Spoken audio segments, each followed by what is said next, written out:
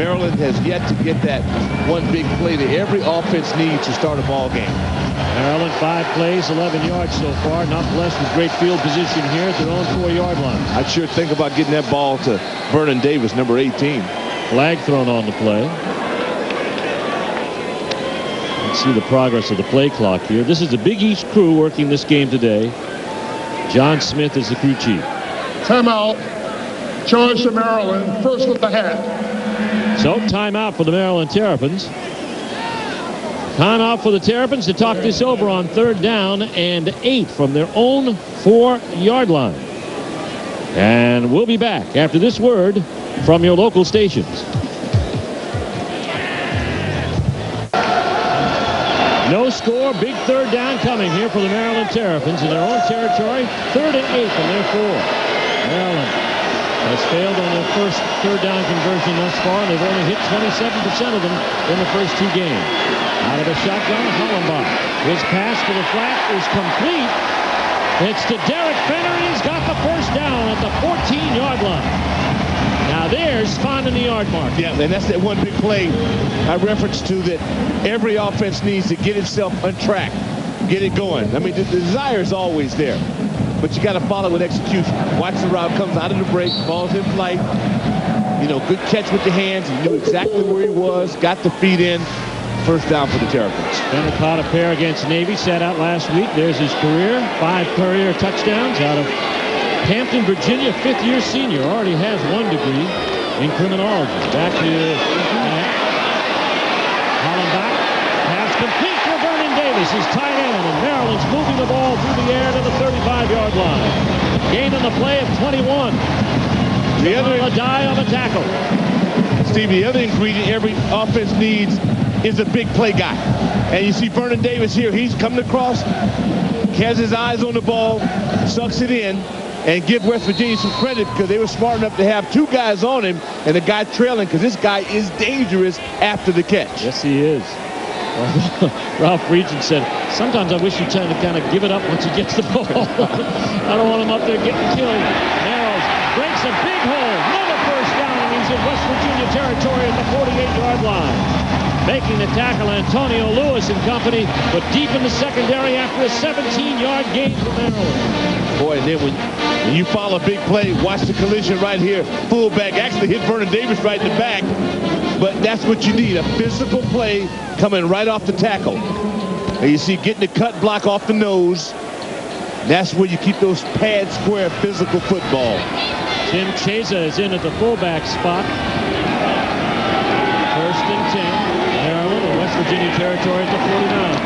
And off to Manuel Miller. Maryland punch the corner and heads for the marker again. He's going to be knocked out of bounds at the West Virginia 41. Again, knocking him out, Antonio Lewis. Another 8-yard gain. Maryland chewing up real estate.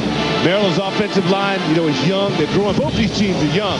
So you're trying to get any advantage you can. Chasing the fullback comes off. That time, not bad penetration by the Mountaineers. They couldn't sustain. And Maryland's guys kept churning. And what you want this thing to kind of go downhill as an offense, running down a mountain. Fenner in the slot to left. Handoff now to Maryland. Trying to give up on a good thing. He gets the first down. He's at the West Virginia 38-yard line. Greg Wilson inside helped out on the tackle for West Virginia along with Kevin McLeod. Talked about Derek Miller, and Mike Hogwood mentioned him in the open. Big matchup going against Craig Wilson. You know, and he's not as big as those guys usually play left side. 275. You figure after pregame warm-up, he's about 265. So look to see the tight end on his side a lot, especially with Joey Hanos is in about 260 pounds. Trying to bulk up on the left side. Now Maryland trying to develop some depth at that left tackle after Stephon Heyer suffered a preseason injury. 1st and 10 for the Terrapins. Play action for Hollenbach. Hollenbach down the field as a man out there. Davis, we got a flag down in the Mountaineer secondary at the 15-yard line. Looks like Smith got caught up with Davis. I'll say one thing. Sam Hollenbach has way too much time if you're a Mountaineers fan. I mean, he's able to pick the first, second guy.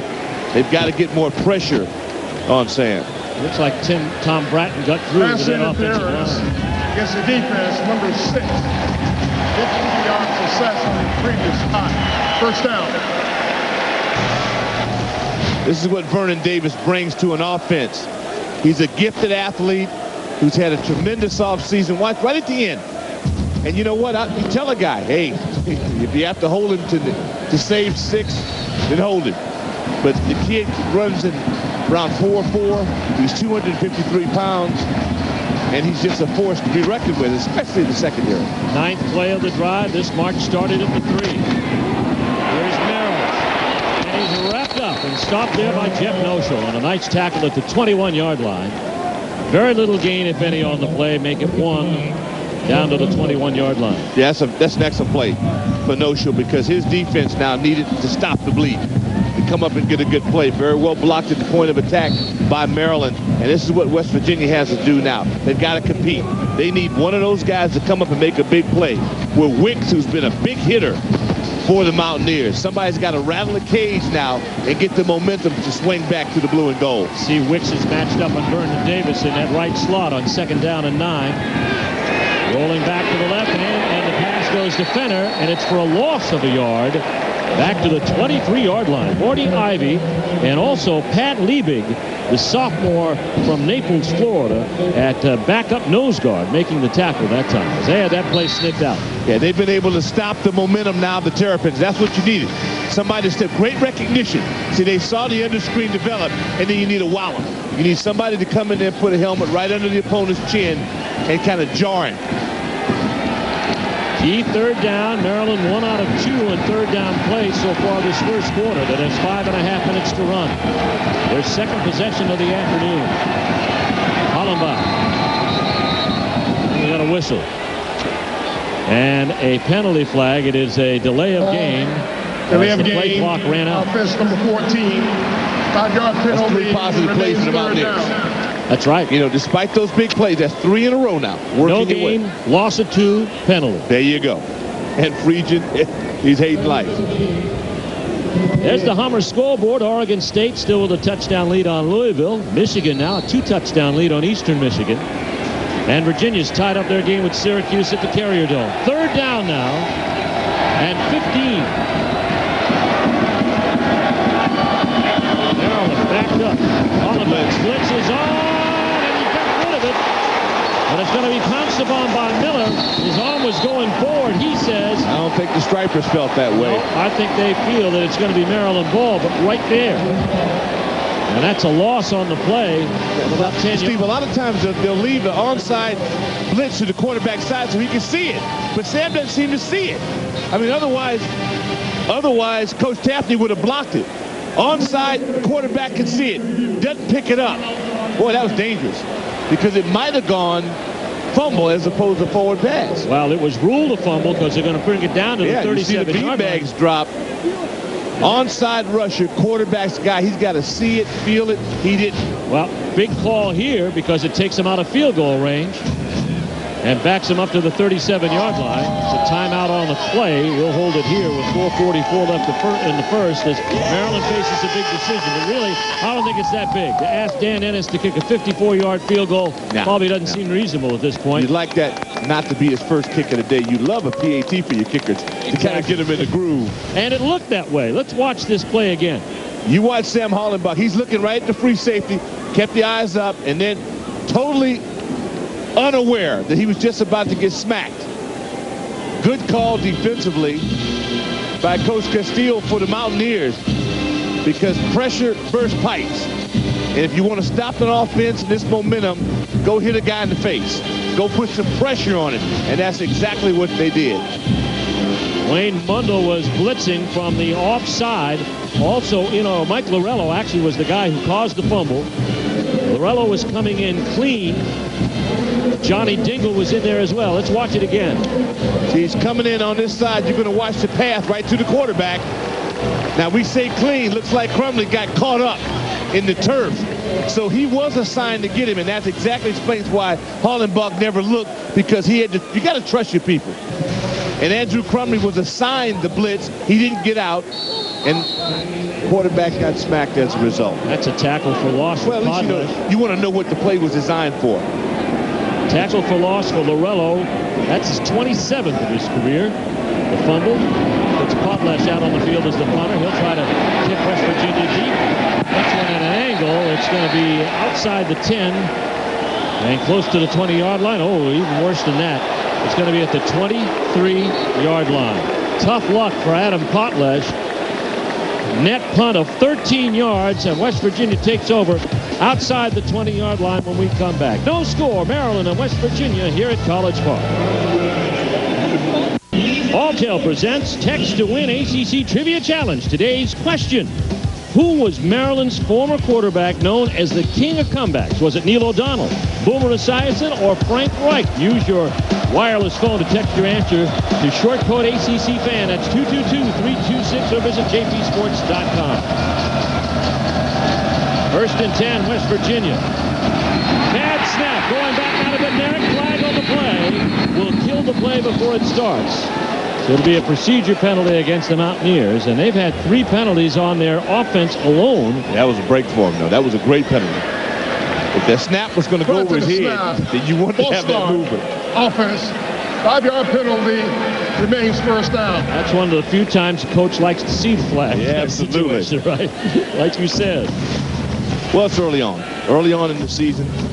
Bednarik's a good athlete, but that one was just a power snap. He kept his composure, secured it, but that would have been a pretty tough loss.